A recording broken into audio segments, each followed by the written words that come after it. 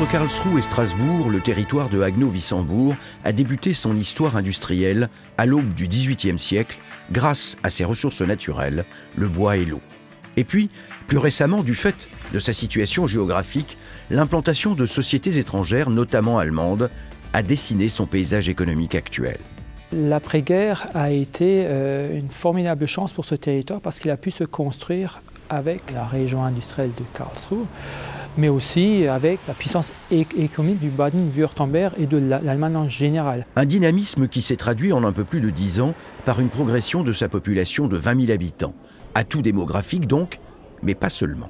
Une population jeune, formée, bien formée, et aussi, bien sûr, un tissu industriel, un tissu économique qui a, ces dernières années, connu un développement constant.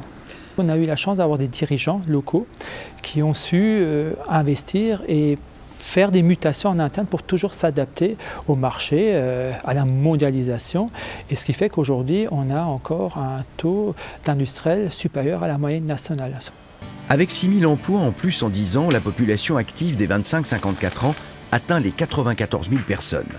Dans le secteur concurrentiel, l'activité tertiaire, notamment avec le commerce, arrive en tête, suivie par le tissu industriel très diversifié et le bâtiment.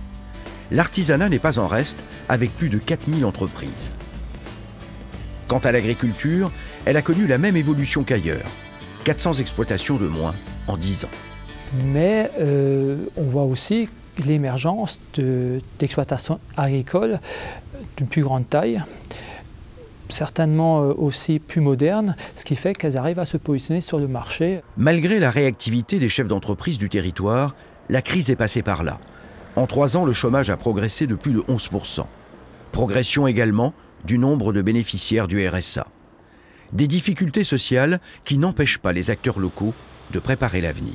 Le premier élément, c'est la formation des jeunes. Je pense que nos industriels, notre tissu économique a besoin de compétences, de personnel qualifié, formé. Ensuite, il y a des infrastructures à créer, à développer. C'est vrai que le territoire est déjà bien fourni en zone d'activité, en tout ce qui est accessibilité, route, mais il n'en demeure pas moins qu'il faut encore réaliser des zones d'activité. Il faut encore réaliser le haut débit. En son temps, le territoire a connu le pétrole.